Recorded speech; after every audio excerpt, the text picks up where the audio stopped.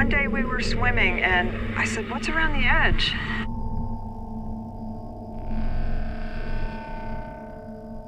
Suddenly I saw two huge caves, and from the water, because I look for plastic, I see it everywhere, I could see that there was an enormous amount of plastic in that cave.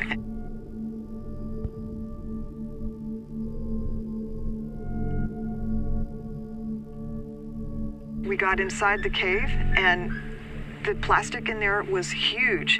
There were life rings from giant ocean liners. There were styrofoam blocks that were the size of a refrigerator, bundled with colored rope. So these were some kind of, handmade fishing bumper.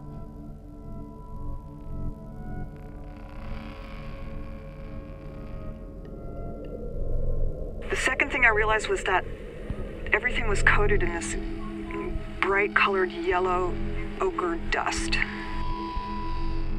It looked like it was all rocks. I saw something sticking out, I picked it up, and the dust fell away immediately, and I realized that the bottom of the cave was filled with styrofoam. And then I started to see more and more things. There were shoes, there were water bottles, there were giant high-density polyethylene jugs.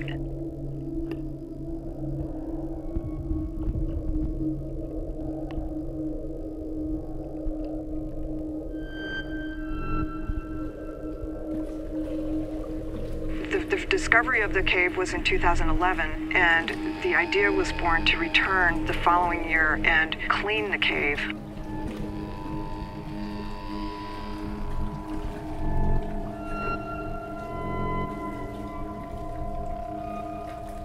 Cleaning the material out, dealing with the tides. My main concern was to get out as much material as we could.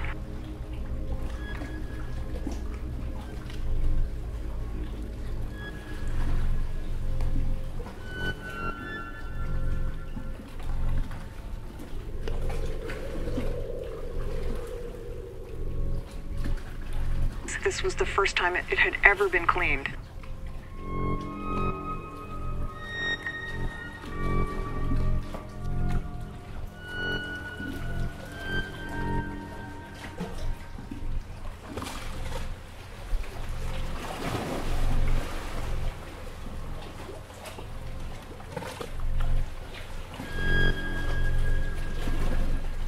The presence of the plastic at the scale of that cave and the immensity of that amount of plastic was brought into human context because we were literally lying on our stomachs, digging into the edges of the caves, kicking it back, moving it down from the top of the cave to the bottom of the cave.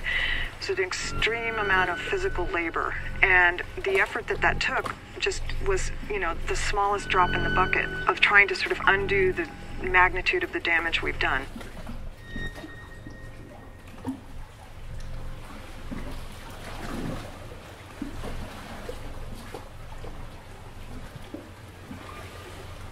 After we swam the half mile into the cave, tied the bundle out of the camera's view, and then this thing that was so big and so heavy inside of the cave that we could barely lift the three of us to get it over the rocks without breaking the bags and spilling the plastic back into the sea again as the tide was coming up, as the waves were starting to crash.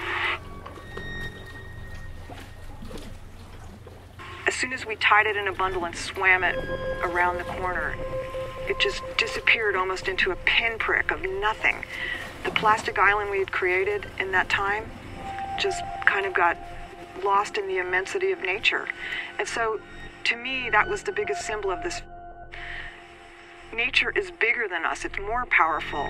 We are in a point of our evolution as species, creatures, earthlings, inhabitants of this planet, where it's sort of a turning point.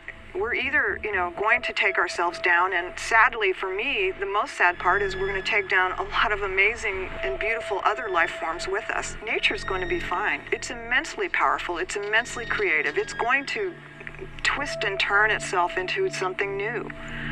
But what are we doing with our time? What is our last moments?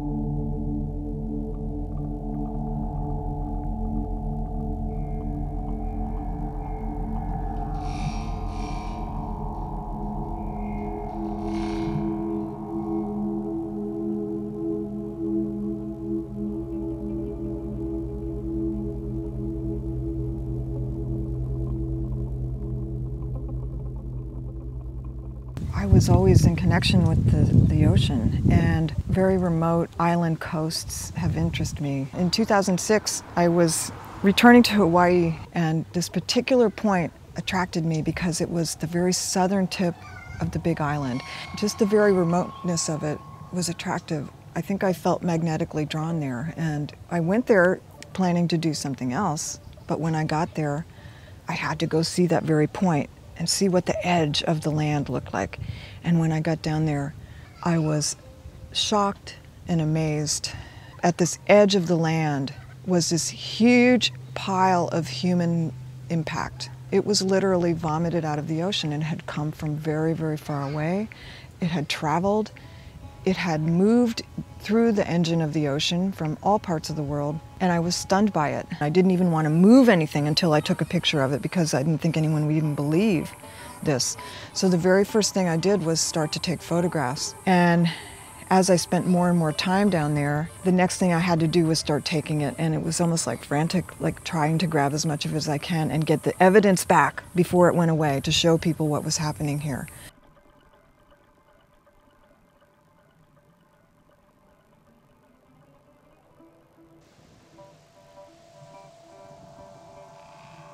This is now a global project. So I've worked in Alaska, Hawaii, remote Panama near the border with Colombia, Costa Rica, Taiwan, Portugal, Greece, of course, Italy. How did I end up in Kefalonia? It was the same sort of process. The way that I found Kefalonia was also through my art. I was just searching 10 pages deep into an internet search for something. I don't even remember what it was, and I saw this announcement for the Ionian Center, and it wasn't spelled like Ionian Sea, it was spelled like ion, and the name attracted me. That's like a positive charge or something, you know, these two ions coming together. There was a call for proposals for artistic, scientific, research-based projects, and I instantly was interested. I wrote my proposal right on the spot. I sent it, and within a day, Sophie Kagadi, who's the visionary director of the Ionian Center, had written me back saying that she would support me with a boat. I could work with local fishermen. She would help me find the points on the island with the most plastic. In a single email exchange, the whole project was born. I was born in Hollywood, California, in Los Angeles. My grandfather, my maternal grandfather, was born on the island of Kefalonia. I had never been to Greece, and it's been many years. I've always wanted to come to Greece. About 4 years ago, I was in a conversation with an artist who's a friend of mine, whose work I really love and respect, my colleague Pam Longobardi. I sent a note to Pam, and she wrote me back and said, "I can't talk now. I'm on the island of Kefalonia doing an exhibition at the Ionian Center of my artwork and cleaning plastic pollution out of a giant sea cave." And I was like, wow, I want to hear all about that when you come back. That's where my grandfather was born. So by the time she was finished with her first year here, she came back. She had shared my artwork with Sofia Kagadi, and she had an invitation with her for me to come back the following year with her and for us both to do a joint exhibition in the gallery together. And this was actually the meaning of the center, to protect the island, to protect the culture of the island, to protect the history of the island, to protect the nature of the island, to protect the minds of the island, and to give them back what they did lost with the earthquakes and disasters in the past. So we are trying to reconnect them with their past and to attract here people from all over the world to work with us on this. This is what we are doing. So I studied art at UCLA. After I graduated, I was painting. I had studied painting. Once I discovered that I was interested in working with this material, plastic bags, I started to realize that they came in a multitude of colors, that they had a lot of interesting text and words and language printed on them, and also imagery, designs and scenes, scenarios, products, objects, people, animals, plants. And I found it at times very ironic, the different things that I found printed on the bags. And I began to cut them up and recombine them together as a form of collage. And I started adding stitching and sewing to it, which I think of as a drawing element, and making pieces that I still feel are a continuation of my paintings. My artwork is actually arose from painting, drawing, and printmaking. So, you know, I'm actually really more trained in two-dimensional work. But I've never felt like I fit into a category at all. But I've always done things that have to do with connecting to the forces of nature. You know, nature is a huge part of my work. I feel like I'm collaborating with nature. I don't need to be the author of everything. There's so much that already exists in the world. I'm really interested in the found, because it's not my story. It's a bigger story. It's a story of natural processes colliding with cultural products. I've done things with defunct and devalued currency, this sort of collage. But as soon as I saw the plastic, I realized that this material spoke volumes of the exact things that I'm interested in. And so, you know, it's continued to yield more and more and more information over the, you know, near decade that I've been working with it. I didn't think I would work with plastic as a material for so long, but I've learned a lot of things from it along the way. I think it's a beautiful material. To me, it represented the future. It represented this cartoon I watched as a child called The Jetsons, where people were going to be talking to each other on screens. And now we're living in that time. We have Skype, and we have Google Hangout, and we have all these cool ways to talk to people on the other side of the world. Plastic is a product that allowed this, and plastic is a product which is made primarily from petroleum. So it's also part of our oil-based economy, an economy that's based on fossil fuels. Part of my work also is based in activism, and I do feel like I'm making an intervention every time I clean a beach. I pull that material out of nature where it's harming creatures in the very substance of the ocean itself, and I put it back and reinsert it into a cultural context in exhibitions, in public space. I use the forms that I feel are going to be most powerfully, poetically recognizable, and sometimes they're abstract. Sometimes they are imagistic in a way that functions emotionally and metaphorically. I really utilize beauty and the beautiful as one of my weapons in order to get people to look at this material. The beautiful is a concept that has a darkness to it and a dangerous quality. In my artwork, after the first 8 years, some of the pieces that I had made, depending on the composition of the type of bag, began to fissure and break into smaller bits. Originally, I thought that that meant that the plastic was ephemeral, like us, that it meant that it breaks down, that it's natural, that it goes back to the earth, that it's organic. But it turns out that all of the plastic ever created still exists in one form or another. Even if it's been incinerated, it becomes a kind of particulate pollution in the air.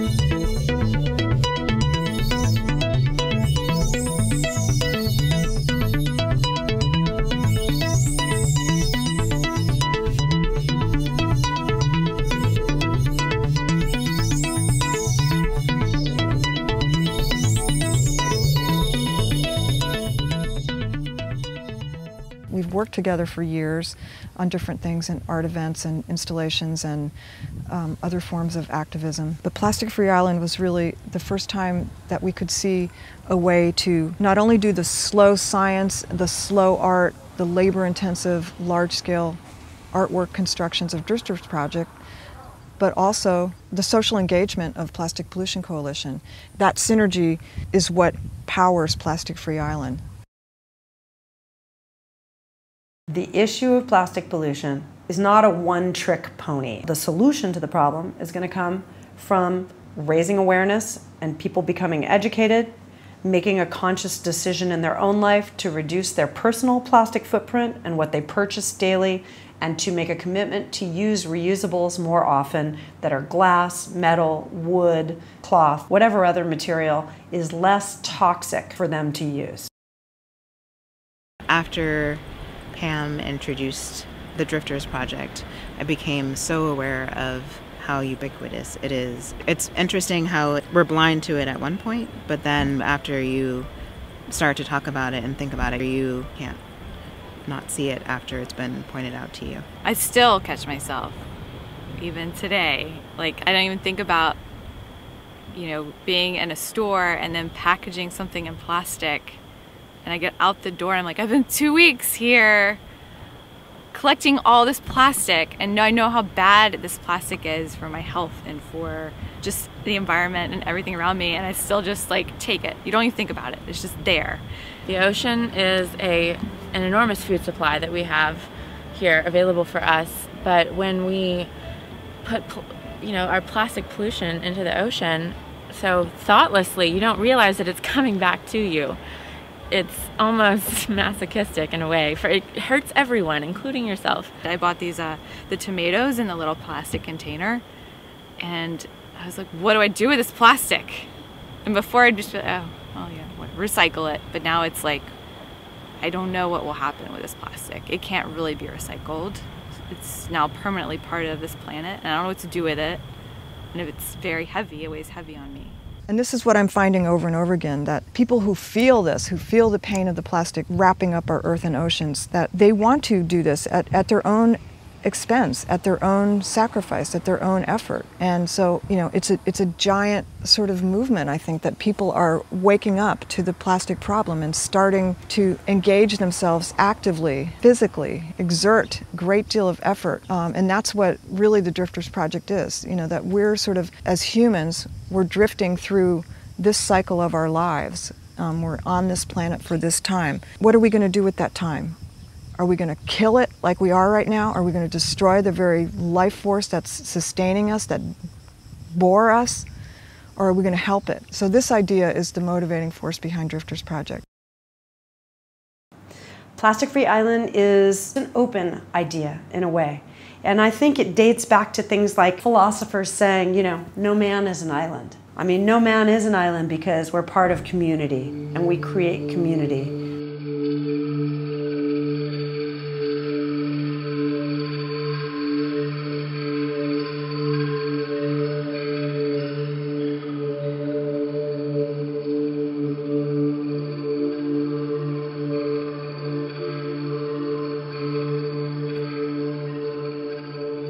This project brings so many different elements to the table. It brings artists, it brings scientists, it brings politicians, it brings community, it brings activists, it brings children. It's a unique island. It has a lot of very rural aspects. Driving through the different villages, getting a sense of what it's like to live here. It's very interesting, and spending time on the beaches, it's obviously beautiful. And like so many other places in the world, it's also suffering from some side effects of a consumer-driven culture. Plastic Free Island is a model that I'm also looking at and working with some other groups who are part of the coalition to figure out how it can be implemented, and it will look very different in the Gilbert Islands and Kiribati. And Pam is looking at how it could be applied in Panama. Inside the design school, we look at the true cost of any given object. So that might be a car, but it can also be a plastic cup. The true cost is the impact on the environment, how much it costs to recycle it back out, and if that is at all possible. For me, you are heroes. You fight the beast of plastic, but you are alone.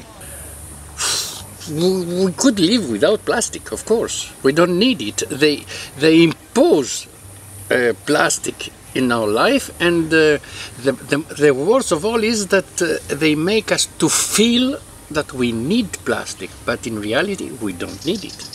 We changed our behavior. We try to not to use the plastic, and not only not to use it, but clean it, and clean it from everywhere that we see it.